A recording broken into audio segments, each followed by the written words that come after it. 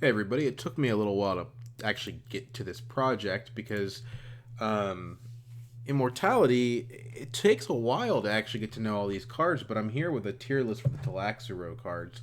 And it's a tier list because my normal format of basically ranking every card in order and having a slideshow where I talk about each card, I think is just a little bit worse. I mean, it avoids being, the sort of the slop content that tier lists are famous for being. But I actually think tier lists are not that bad. They're a good vehicle for discussing things, and that's what really this is about: is a discussion of the Tleilaxu cards. As always with any card game, the the caveats apply of, well, this card could be the best card in some situations and not others, and it's a C can be better than an A sometimes, and all these other things. Hopefully, if you've been on the internet long enough and you've played enough card games, you understand these things. Um, I'm using this as a way of evaluating and discussing the cards. Now, I know that Diz did his own ranking tier list, perhaps, of the Immortality cards, and he did that a few months ago. And I actually deliberately avoided watching that video because I wanted to make my own video once I was confident that I had enough experience with the cards. And I wanted to make sure that that video was not influenced by his opinions. So I don't know how they'll compare, but I'm going to offer you guys my own sort of take on this. And what I really like is that the people who made this list included Reclaimed Forces on the list. Reclaimed Forces, well, we'll talk about it when we get there, I suppose. So, getting started, let's go with Beguiling Pheromones. Beguiling Pheromones is an interesting card. You could bill it as a repeatable power play. You can repeatedly power play with Beguiling Pheromones. The trick is that Pheromones doesn't provide any of the faction access. And in order to get the second faction bump, you have to trash one of the two cards involved. So Pheromones is great with disposable faction access cards, which is kind of a not a common thing. It's a very interesting effect, right? So it rewards having fold spaces. It rewards having things like space travel. It's good with throwaway faction access cards like Spice Hunter, things like that. You pick this card up when you have a lot of faction and the alliances are contestable, which makes it a little bit more situational. Not every game are those things going to be both true. If the alliances are somewhat settled, then the card is not that useful. The interesting thing about Beguiling Pheromones is that you always have the choice, because it says to trash one of the two grafted cards. You always have a choice to trash the Pheromones itself instead of the faction access card if you want. I think if you just have your Diplomacy, this card is not worth it. Yeah, it's not worth it if you just have your Diplomacy, because it's not even a repeatable power play at that point. You're just trashing either the Pheromones for one, which is basically worse than a power play, or you're trashing the Diplomacy, at which point now you've lost your faction. So, not that great in that situation. I think this is a good Aleza Ikaz card, a very good Aleza Ikaz card, actually. You're going to hear that phrase a lot in this list, but I find most of the time I'm not that interested in this card. It's pretty good, but, and we're going to talk about this a lot, 3 specimens is kind of a hefty cost, and once you have 3 specimens in your cost, you're competing with some big dogs. I don't think Beguiling Pheromones usually does that.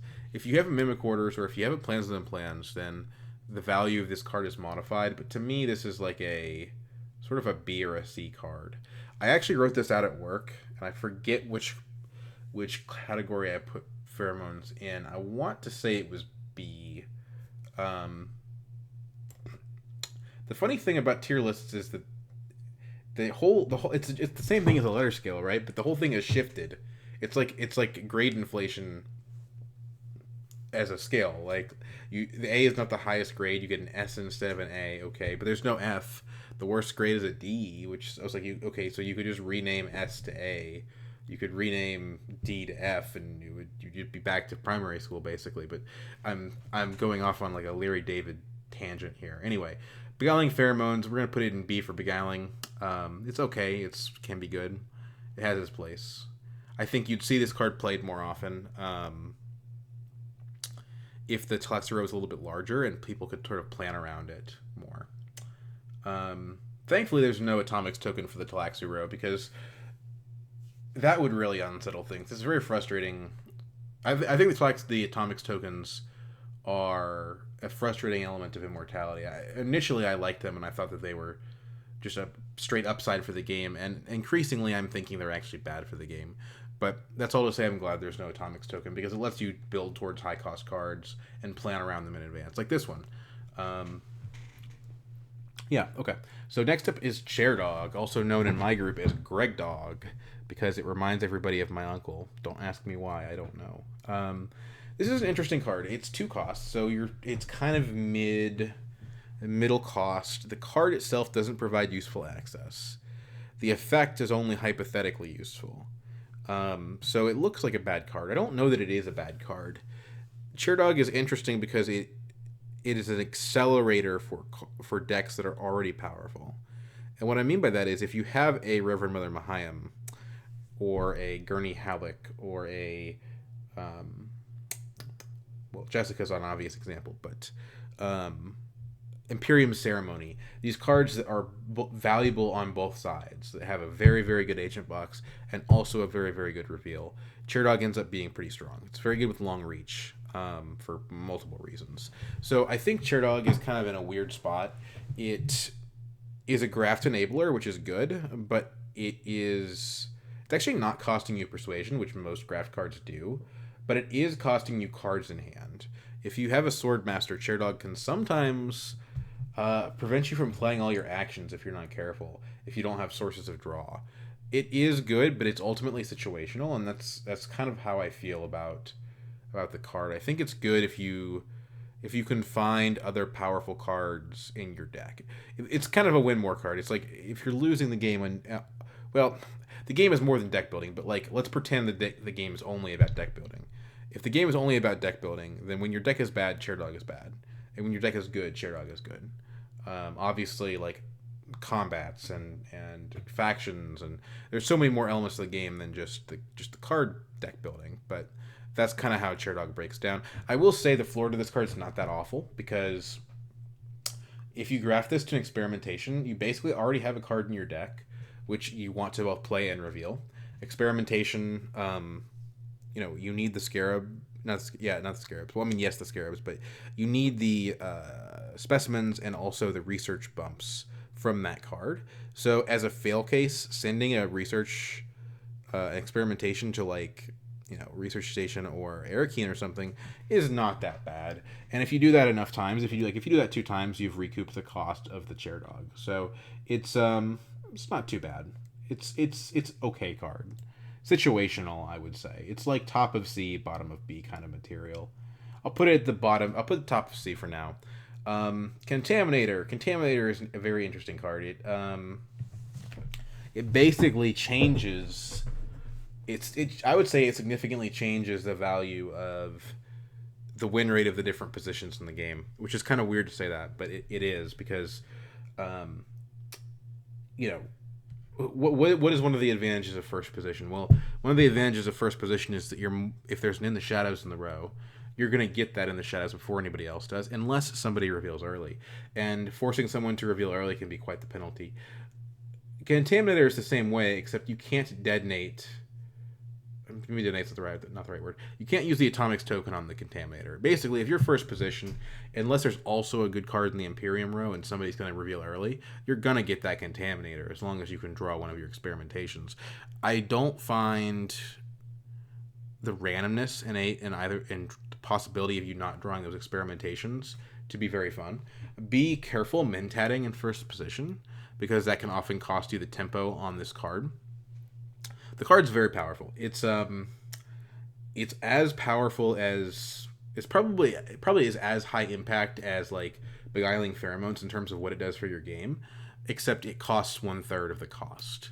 So I think that's one of the things that's making Contaminator so good. You can get it online early. It accesses faction. It gives you points on Agent Box. It also has Fremen so it's great with Kynes. It's great with Shai Halud. It's a very, very strong card. I would say if you're if you're thinking about cost efficiency, like how good the card is relative to how much it costs, then Contaminator is the most cost efficient card in the game. At least it's the most cost efficient card in the Tleilaxu row. That doesn't mean it's the best card in the Tleilaxu row, but it is the most cost efficient. And I need to talk about cost efficiency here because this is different than Imperium row cards, and I feel like if you're, and most people aren't new to this expansion anymore, but if you're new to this expansion, you do need to understand that relationship, because let's talk about a card like what's it called, Satellite Ban, right? Satellite Ban is a card that is overpriced. Let me see if I can pull up a picture of that. I don't know if I have one on here.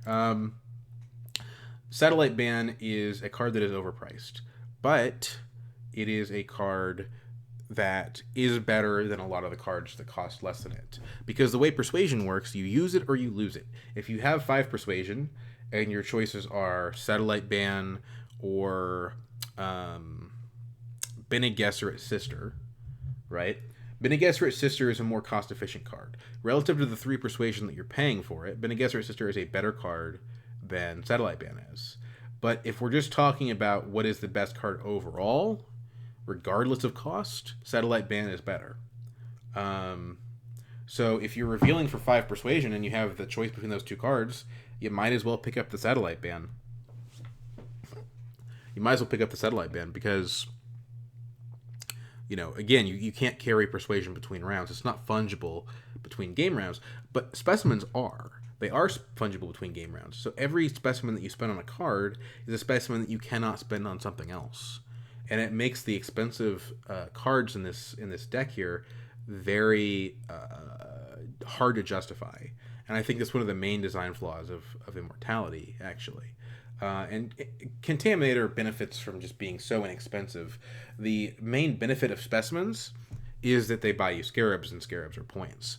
And for one specimen, Contaminator can give you a point. It can give you twice as much as, like, you know, you might have to spend, you know, Contaminator might give you as much as you had to spend 6 or 9 specimens on for one specimen. And it also provides faction. So, I think I've said my piece on that. Karino Genes is an interesting card. My initial viewpoint on Karino Genes was that it was a card which was bad, that you got compensated for adding to your deck in the short term. Sort of like Chome Directorship or Spiritual Fervor. That's kind of how I viewed Karino Genes.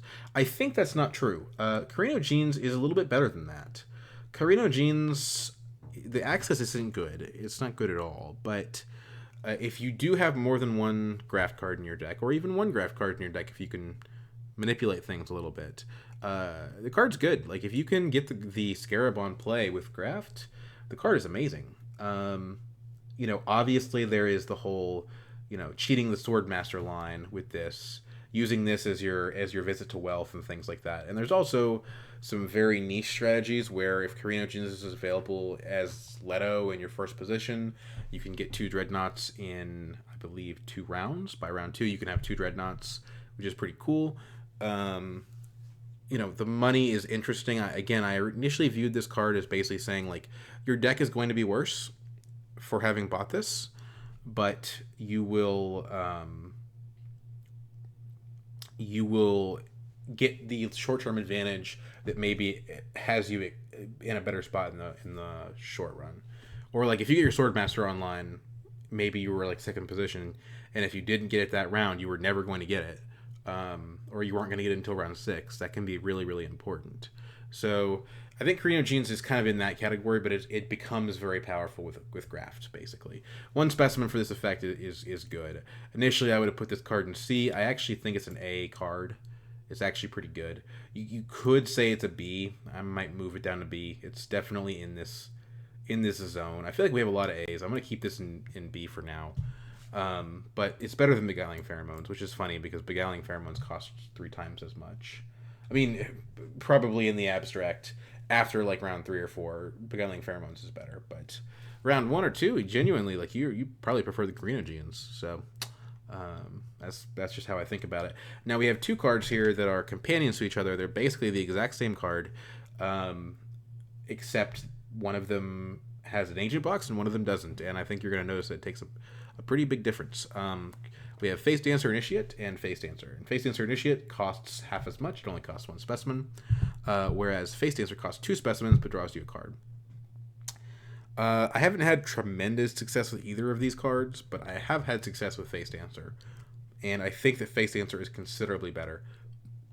I think Face Dancer is a solid B card, and I think Face Dancer Initiate is a D card. I think Face Dancer Initiate is a card that you actively don't want to add to your deck, and it's a card that looks like it's almost like a trap. Like, it looks like a card that you would want to add to your deck. I will give a caveat that because the Face Dancer Initiate is mimicking the other clans, I guess you could say, the other powerful agencies in the Dune universe, it has the Emperor, Spacing Guild, and Fremen tags. Note that it does not have the Bene Gesserit tag, nor can it go to Bene Gesserit. But this allows you to use Interstellar Conspiracy. This allows you to trigger Fremen Bond. This goes with Kinds. So those are some side benefits to these cards. But I think the graft is more of a cost than it looks like, especially in the case of Face Dancer Initiate. If you only have so many cards that you draw in a round. You only draw 5 cards unless you have a Holzman engine. And if you have a Swordmaster, you're going to play 3 of those. Which means that if you're going to graft, you're going to play like 4 of them. If you have more than one graft, you might play all of them. And there's only so much draw on the game board. So you know, if you're Ariana, it's a little bit different, but you have more spaces that can draw you cards, and the same thing is also true for Elbon to a lesser extent. I just don't think, like, if you look, here's an interesting fact about the Tleilaxu deck. Every single card in this deck, every single one, has 1 persuasion. I don't know why. I don't know why they decided that every card in the Tleilaxu deck had to have 1 persuasion. I don't know if they were afraid of people buying Spice Must Flows. I don't know if there's some lore reason about the Tleilaxu being exiled from the Imperium and therefore not being very persuasive and influential in galactic affairs. But however that you slice it, Tleilaxu Rogue cards kind of hurt your ability to buy Spice Must Flows, and I think they're an underrated reason why Spice Must Flows are considerably less common in Immortality than they were in Rise of Ix. So that's part of the cost that I'm trying to explain in Face Dancer Initiate. Now, Face Dancer is better. Face Dancer, sure, it's a 1 persuasion card, but it replaces itself, and it triggers a lot of synergies, and it filters for faction. It ends up being a lot better than the Initiate. It's good with Karino genes. It's actually great with the Beguiling pheromones. It is pretty good with cards like Sadokar Legion. It's good with any card that needs, like, if grafted effects and things like that. So I think this is a nice little enabler. 2 specimens is a bit of a cost, though, and I don't love it. The thing about these combos I'm describing, like, if you get Beguiling Pheromones plus Face Dancer, you've already spent 5 specimens on cards, and that's 5 specimens that you haven't spent on Scarabs. That's about 2 Scarabs. So the unfortunate thing about this is that, like, playing aggro and just buying Scarabs seems to kind of be the meta, seems to be the right way of playing things. And basically all cards, except for 1 or 2 of them, really get penalized by this. Yeah, but I still think Face Dancer is a good card. It's an extremely flexible card. It's really cool. It's fun. Okay, next up, it also lets you play your experimentations a lot. So, like, this card is, like, subtly a boost to your research, because a lot of times you really want to play your experimentations, but you kind of can't. And playing an experimentation to Still Suits or playing experimentation to Fold Space, it's just really good value. So that's one of the things I'll say in favor of this card. Okay, From the Tanks. From the Tanks is a sad card. This is a D tier card. I do think it's better than Face Dancer Initiate, but Face Dancer Initiate has the chance to be better. If you have the long reach situation, you know, then in that case, then From the Tanks becomes weaker. But for most people, most of the time, I think From the Tanks is the stronger card. It actually does have a reasonably impactful agent box. which kind of matters. The thing is, like, let's not kind of get ahead of ourselves here. This is a D card. Um, Two specimens is just too much for this effect. That's really the bottom line. Two specimens is too much for this effect.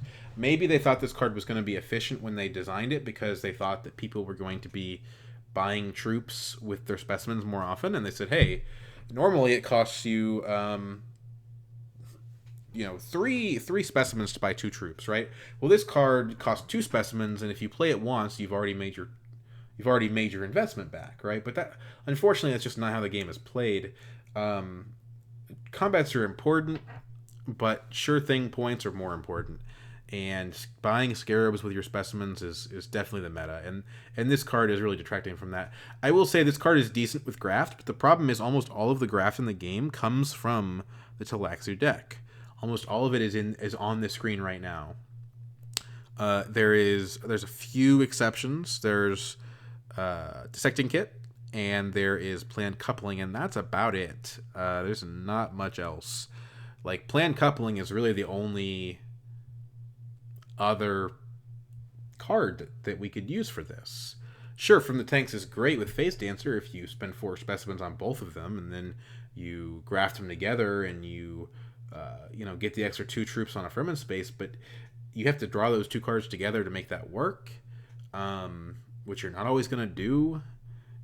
The card needs to be grafted. It's okay in the hands of Ilban and Helena. I'll say that much. And for Ilban and Helena, it's okay. Because for those leaders, you can either infiltrate green, in which point you don't ever get blocked on this card, or you're hitting Mentat so frequently that this is a considerable upgrade over the dagger that you could have played to Mentat instead. Don't get me wrong, the effect is good. Like, 2 troops is good. That's a whole beast signet ring. It's really an unfortunate case of the card it plays a lot worse than you probably think it does. It's unfortunate.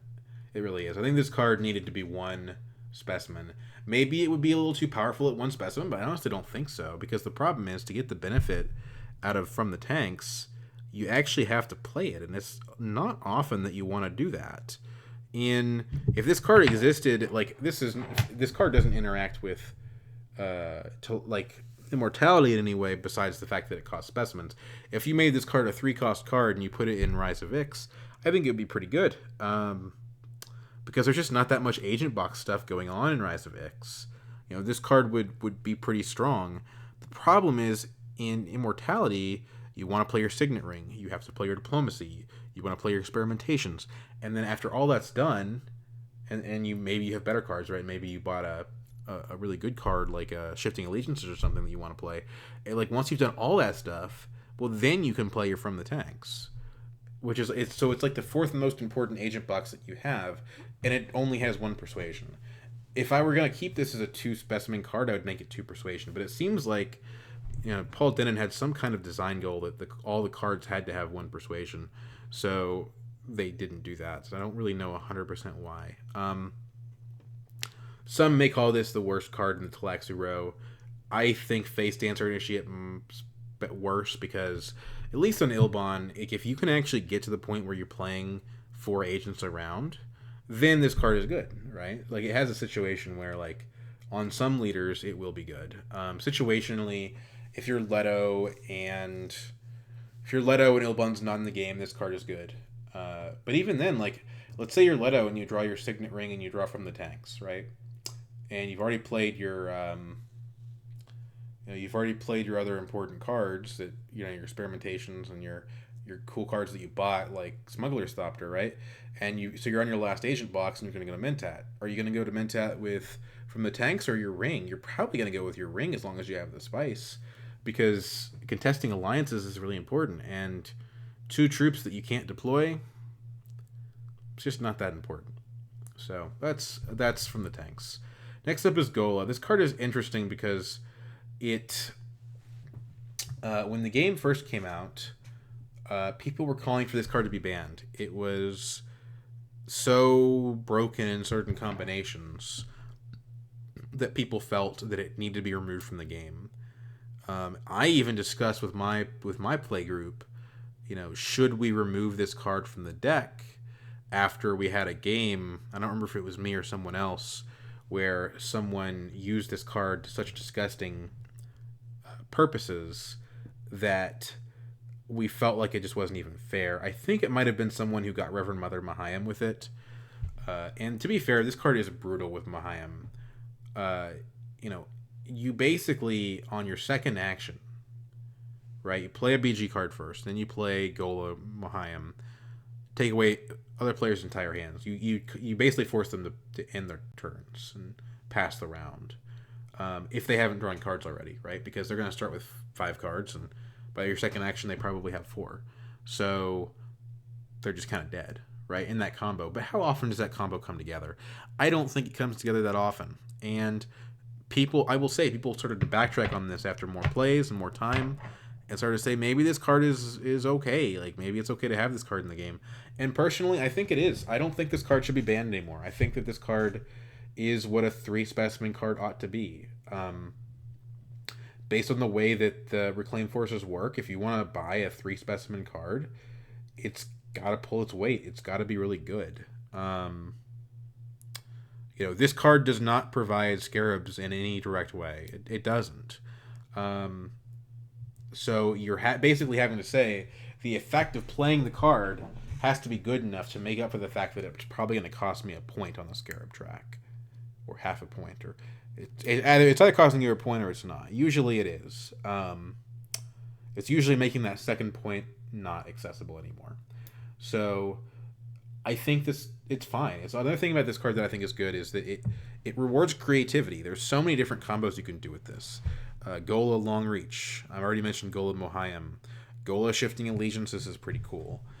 You can combine Gola with Scientific Breakthrough if you really want to go all in on the research row. I did that in I don't remember if it was an Ariana game or if it was an Armand game. I think it was an Armand Kaz game. I put it up on my channel. It was a bonus footage video, so I don't think many people saw it. But basically, I used Gola to get 2 points from Scientific Breakthrough, because you can trash the Gola with the same effect that Scientific Breakthrough has, and it won me the game. It was really cool. I think this card is great and creative and interesting, and I love that it's in the game. Is it very strong? Yes, it is an A or an S tier card. I actually don't know which. My instinct is to say A and not S, because, like, think about Gola compared to Contaminator. Yeah, Gola does some crazy things, but which card is the powerhouse that wins you the game? Probably Contaminator. I think Contaminator is stronger when you think about how much it costs. But I'm gonna put Gola in S for now, just because of all the crazy stuff it can get up to. Gola Gurney is pretty funny. Gola Gurney is pretty cool. Okay, anyway, that's enough of that. Guild Impersonator. Card with very interesting art. I want to like this card more than I like this card. To me, this card is a firm C tier card. It's very clearly in the C tier. Guild Impersonator is very good for a lazy cast. Very good for a lazy cast. It's all right for Memnon, and for everyone else, I think it's not that good at all. So the tough thing about this card is, and I would compare it, I guess, to Spice Smugglers. If you're familiar with the card Spice Smugglers, the card looks like, if you're new to Rise of Ix, you look at Spice Smugglers and you say, well, yeah, it costs spice, but it gives me Solari and it gives me guild bumps. Those are the 2 most important things in the early game. So why wouldn't I buy that card? Well, the reason you wouldn't buy that card, and Guild Impersonator has the same effect from being a card that gives you guild bumps, is it's not going to affect the race for either Swordmaster or Interstellar Shipping a lot of the time. Whoever has Interstellar Shipping, that can be decided round 1. That can be decided round 2 or even round 1. So having the ability to get guild bumps off of your cards, it may be too late. But at that point, you might already, the ship may have sailed. The Guild Alliance gets decided very early. It's probably the earliest decided alliance. The other one would be Fremen, potentially. Baron is in most games. So this card is not like the only thing this card is providing for you besides guild access, which is useful. Having access to Highliner is useful, but the only thing this card is providing for you is bumps on guild. There's only 2 points you can get from bumps on guild, so the ceiling there is already lower than the ceiling is for some of the other cards that we haven't talked about yet. And if the guild alliance is already decided, then the card's not useful because you can't get the second point.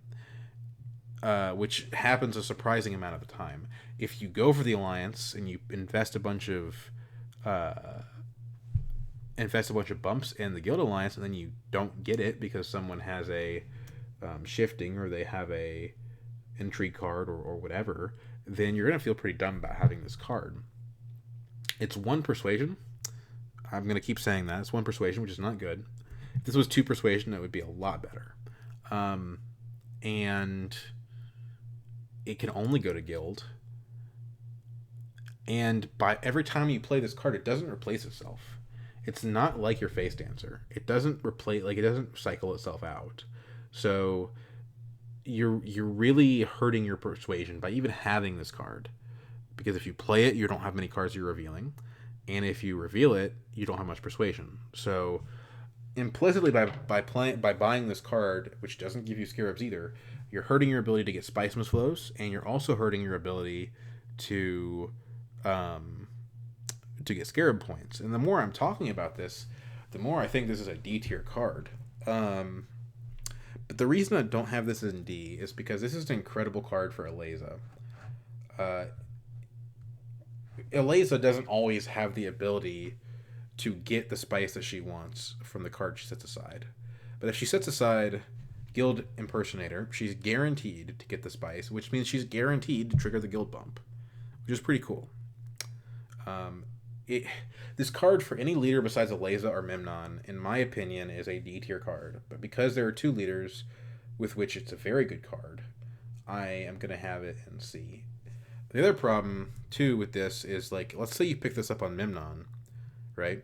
You're like, oh, I have a signet ring that provides me spice. So I can take Guild Impersonator to Tech Negotiation, or I can take Guild Impersonator to, I don't know, Research Station or wherever, and I can, with my signet ring, I can get these faction bumps, and still get the effects of the more powerful spaces that aren't faction.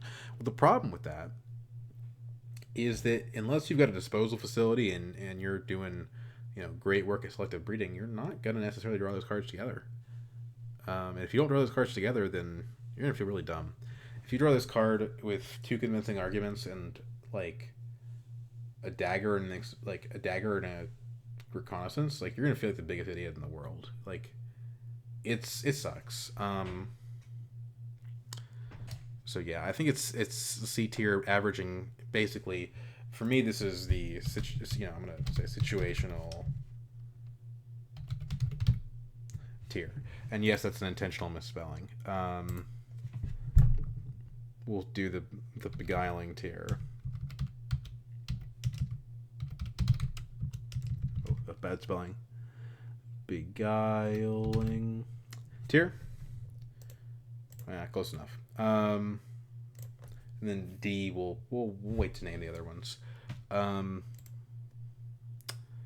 Okay. So industrial espionage is an interesting card. It actually is interesting. I think compared to the other cards of its quality, it has the potential to high roll harder. Now, don't get me wrong. This card is nowhere near what Contaminator is, and it's not as good as Karino Genes either. But in the run where you can make this card good, it actually is really good. Like, it objectively replaces itself. If you graph this, it draws you a card, it gives you a research, it gives you a specimen. That's some fantastic value. It really is fantastic.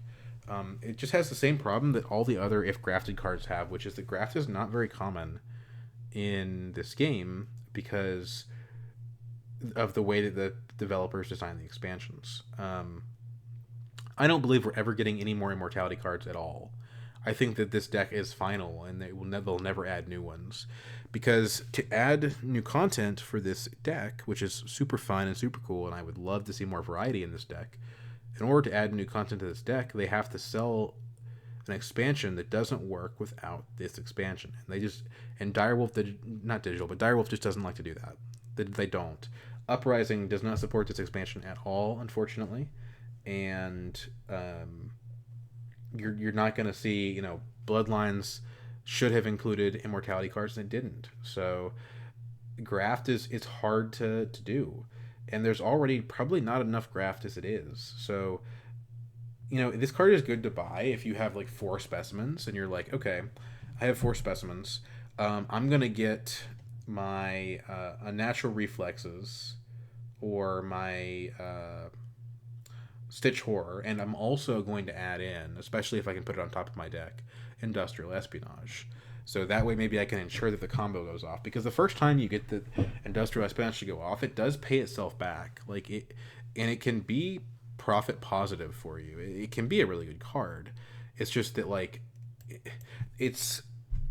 it's directly competing on the same resource, right? Like, even if it's only 1 specimen, it's still, you only have so many specimens per game. So to get this card plus other graft cards, you're having to spend a lot of specimens on cards, and that's going to detract from your points. So you could only really buy this card if you're confident that you're going to get 2 more graft cards, and you can't be confident of that. I think one of the things that when I was new to this expansion, the problem I made is I would pick up these if grafted cards, and I'd be like, well, I'm sure that I can just draft for graft later, and you really can't. There's so many incorrect vowels. There we go. That's much better. You really can't. I wish that I could say that oh, I see planned coupling. There's multiple copies of that card, so therefore it's fine. Well, not really. And if you use this card with Dissecting Kit, is it that much better? I don't know. I mean, you have to. The problem is, in that situation, you have to trash the Industrial Espionage. Then I will say that one nice thing about this card is that it does give you a card draw, even if you do not graft it. So if you just play this to mint it, you are drawing 2 cards, right? It's not that bad.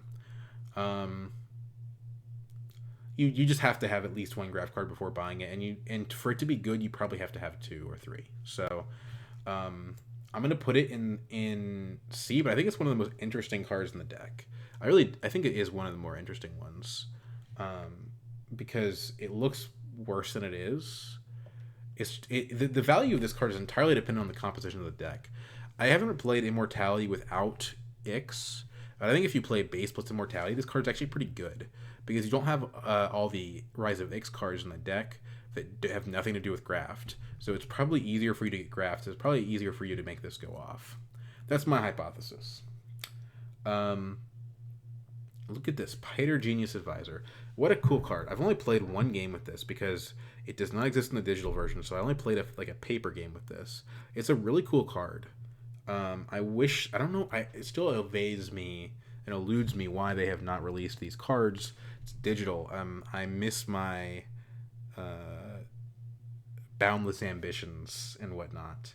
But to me, Piter Genius Advisor is a solid A tier card. It's a good card.